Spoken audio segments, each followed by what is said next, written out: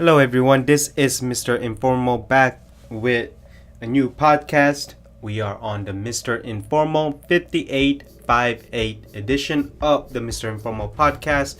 Don't forget to add me on Instagram. That's MisterInformal.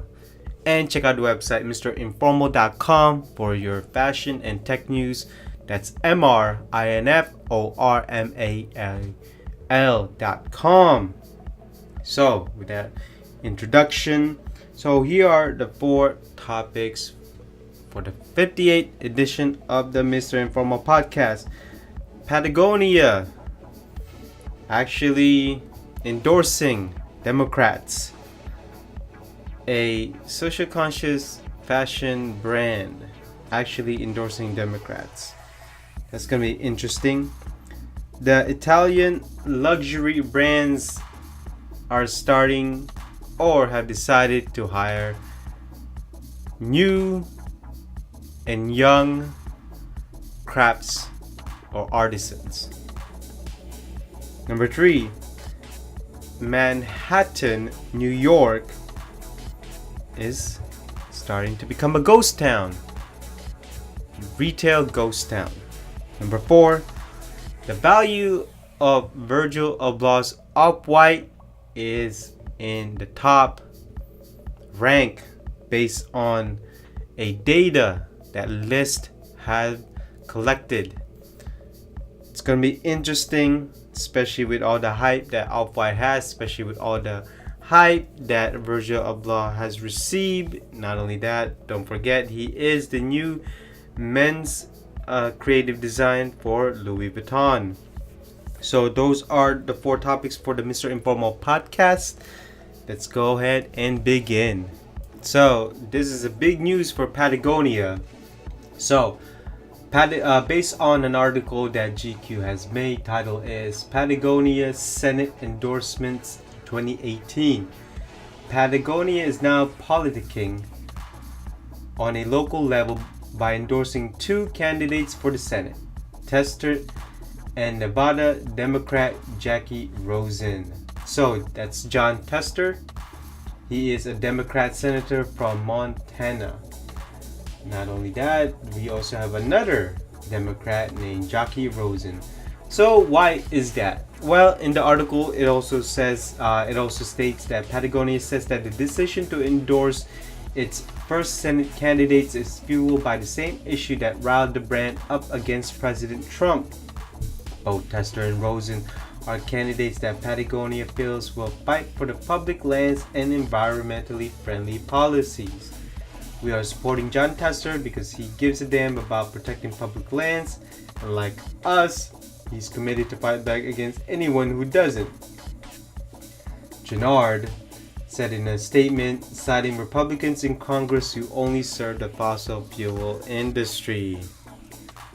So, where was Patagonia during Obama administration in regards to the fuel pipes or gas pipes that was over in the Native Americans? Now I know that was probably the last year of Obama, but where were they? So, do I have a problem with Patagonia doing this? Yes, I do.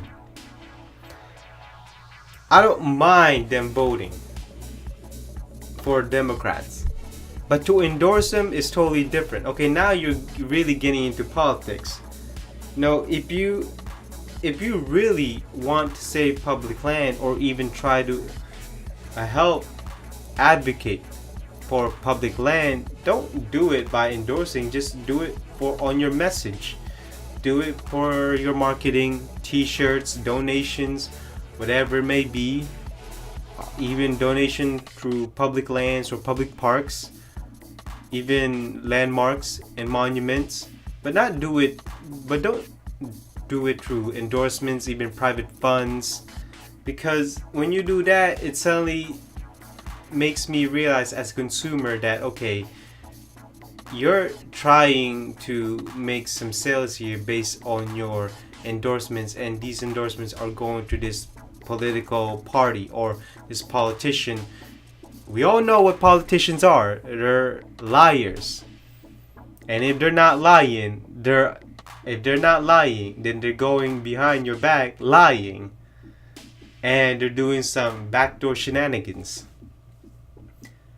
And not only that, this is not, come on, let's be honest here. Do we really think that every president that came before Trump was for public land, was for monuments and landmarks? Let's get out of here. I mean, look at George W. Washington. I mean, we're drilling lands in Alaska. That could change, that could make climate change even faster. And global warming being faster. I'm not saying global warming is not inevitable, but the earth goes through climate change. But the fact that we're drilling fossil fuels and burning fossil fuels will help make it faster for climate change. So where was Patagonia when that was happening? I mean, let's not pick and choose battles here, but the fact that Patagonia is endorsing political party is a big no-no to me. That's just my opinion. But if you feel like, oh, this is big, that's fine. But if I buy Patagonia and that amount of money that I purchase Patagonia stuff is going through a private fund to endorse a political party, that is a big no-no to me. There's no way I'm helping out a company that will endorse and also transfer funds for campaigns through political party.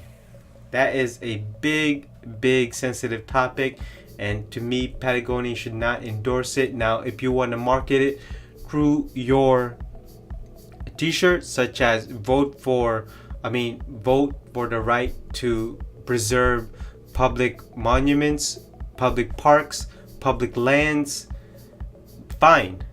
That's fine with me. But to point out a political party and a person, that's not fine with me. And again, that's just my opinion. If you have your own opinion, let me know down in the comments below.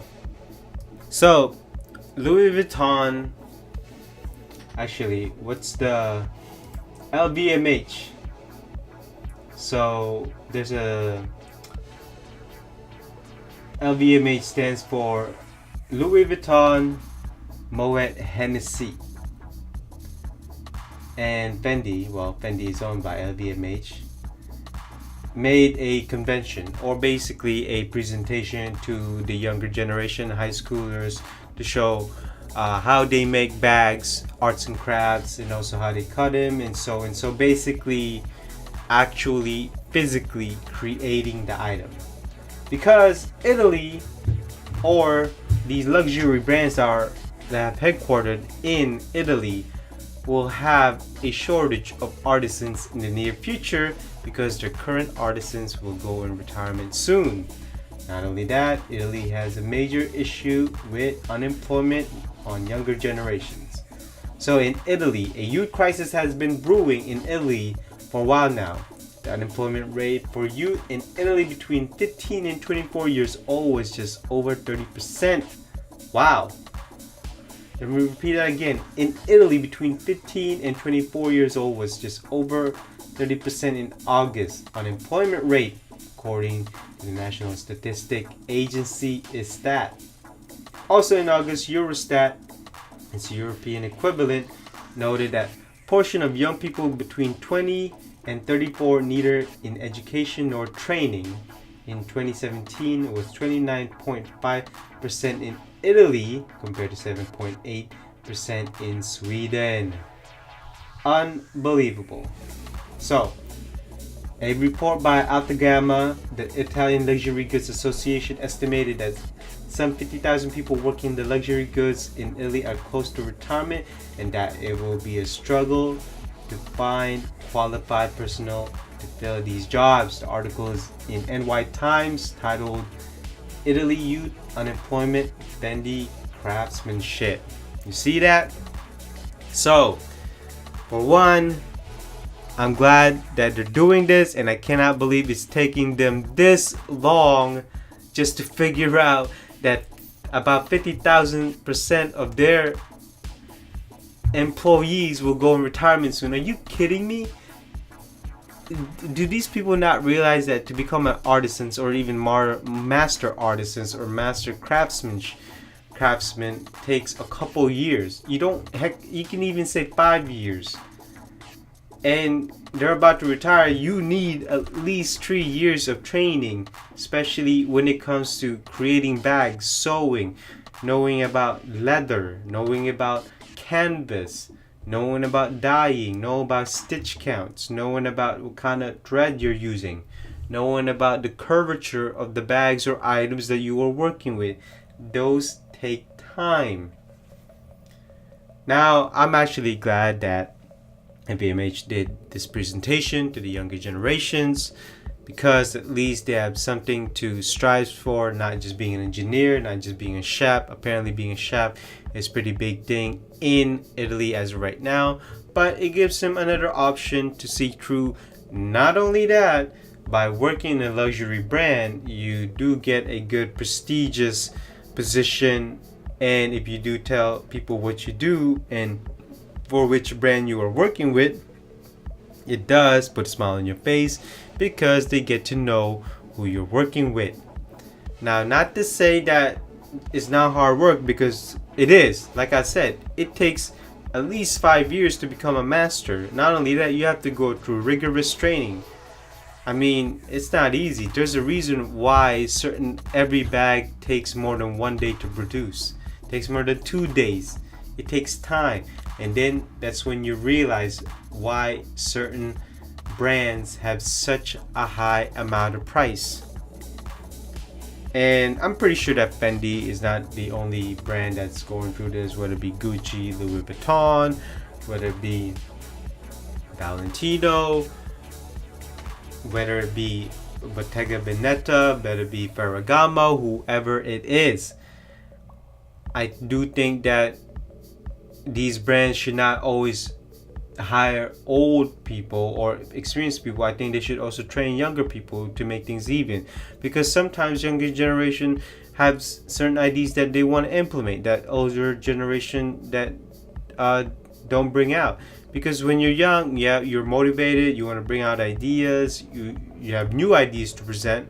By doing that, you never know. And a lot of these companies have always stuck with, whatever works, whatever saves us money. But there are always efficient ways of doing things, especially with technology these days, or even new ideas or new technology that are helping artisans, whether it be from dyeing, from leather crafts, whether it be the kind of new materials that we are working with, especially new sewing machines. So hopefully we do get to see more younger people in the luxury brands. I'm talking about craftsmanships and artisans, because I do know that when it comes to design and product development, there are a lot of younger people in there. But when it comes to shoemaking, I do like to see younger people do it. So let's read an article at theatlantic.com titled "How Manhattan Became a Rich Ghost Town. New York's empty storefronts are a dark omen of the future of cities." So it's interesting, right? So why am I not surprised that a lot of retailers are closing, a lot of vacancy in Manhattan? Well, probably due to prices. But per article, it basically says that, actually in the beginning of the article, in the physical universe, the stores are closed, the lights are off, and the windows are plastered with for lease signs. Long stretches of famous thoroughfares like Bleecker Street in the West Village and Fifth Avenue in the East 40s are filled with vacant storefronts. A rich ghost town sounds like a capitalist paradox, so what the heck is going on? Well, based on the data, separate surveys by Douglas Elliman, a real estate company,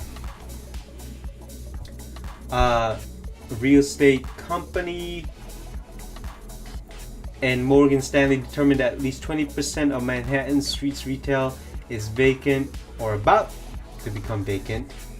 The number of retail workers in Manhattan has fallen for 3 straight years by more than 10,000. the sector has lost more jobs since 2014. So it also states the reasons. There are at least 3 interlinked causes. First, the rent, as you may have heard, is too damn high.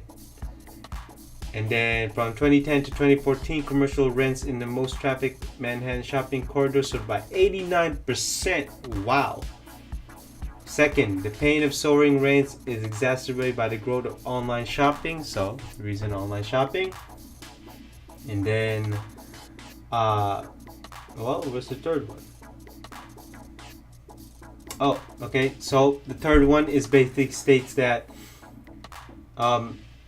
landlords are not providing cheaper rents and also new ways of bringing attention to the real estate, but that brings us to the third problem. Many landlords don't want to offer short-term leases to the pop-up stores if they think a rich and longer-term deal is forthcoming from a national brand with money to burn. So, where does that leave us? Well, it's not a surprise, but what I am surprised of is that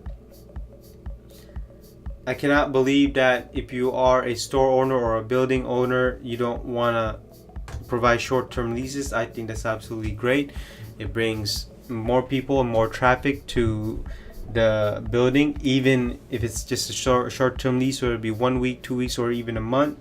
But again, that's still money for you to pocket. But people don't want to have to go through new storefronts, new brands. They don't want to do that paperwork every month.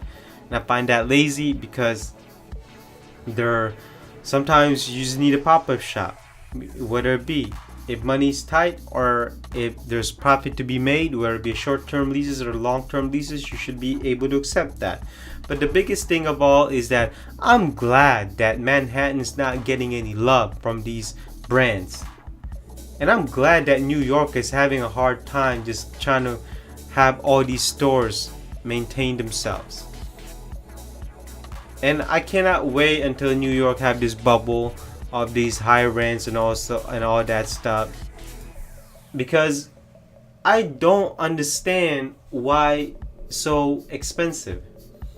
Like, people tell me, oh, because everybody wants to be in New York. Like, really? Everybody wants to be in New York, huh? Really? I didn't know that.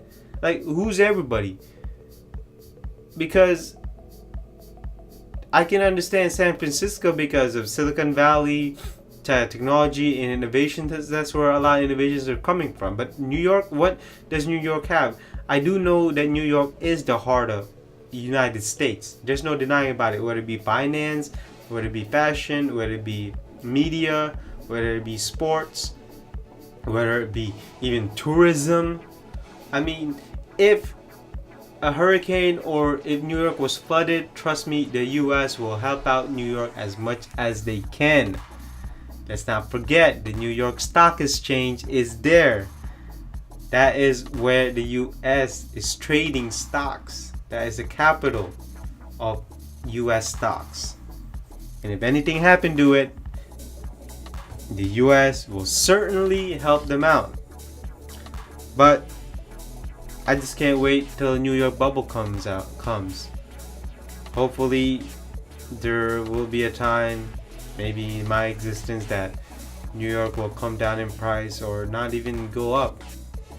I mean, I would love to see New York at least provide people or can keep middle income people, not just like multiple families in one house or in one apartment. Actually, a single person maintaining themselves, having a great life without having to go through struggles of having multiple jobs. And I would love to see brands that are actually long term in New York. But I mean, it's gonna be tough. So last but not least, article in Fashionista. Off-White outranks Balenciaga and Gucci as the world's hottest fashion brand. Plus, Dior's influencer marketing for its saddlebag officially paid off, according to a new report from List. Well, not really going to talk about saddlebags. So, After crunching the numbers with data from 5 million shoppers and analyzing what they were searching and browsing, buying online, List released its newest quarterly rankings of brands and products on Wednesday.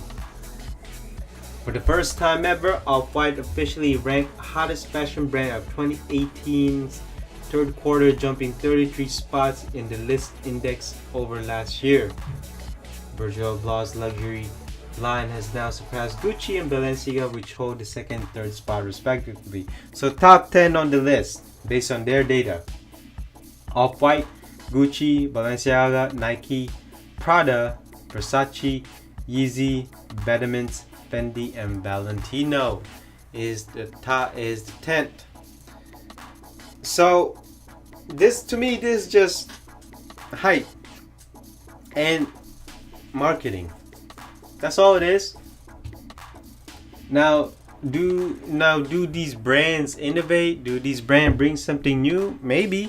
I mean, to me, Virgil brings marketing value to it, but in terms of product design, I don't really see anything special about it. When it comes to a product collection, again, I don't see anything about it. So far from what I've seen, it's all hype to me, and it's overpriced. Now, if you like the brand, fine. If you like the person and you want to support the person based on their brand, okay, fine. But for somebody to tell me that overall picture, that Off-White is more valuable than Gucci, or you can even say most popular search, because this article is basically say most popular search, so that tells me it's more of hype in marketing. But if you tell me that Off-White is more valuable than Gucci, Balenciaga, Valentino, Prada, I say no. So let's not gloss over that this article just says most popular search. Now, I do believe that Off-White is definitely up in there. I didn't know they would be number one, because obviously when he was named creative men's design or men's director for Louis Vuitton, obviously that shot up your search. I mean, there's no denying that that's a publicity. Any publicity is good publicity. Doesn't matter whether it gets good and bad. But as of right now, is Virgil Abloh more focused on Louis Vuitton or Off-White? Well, he may be doing both, juggling both, whatever it may be. But I do have to have respect for Off-White, for a company who basically started obviously from just Virgil Abloh, Kanye West, and other of his friends just wearing it, and then suddenly now to make it more popular search than Gucci. Hey, that's respect. That's hustle. I mean, as much as I'm not into the brand, but I still have to respect the hustle and the kind of things that obviously a person go through when you're making the brand.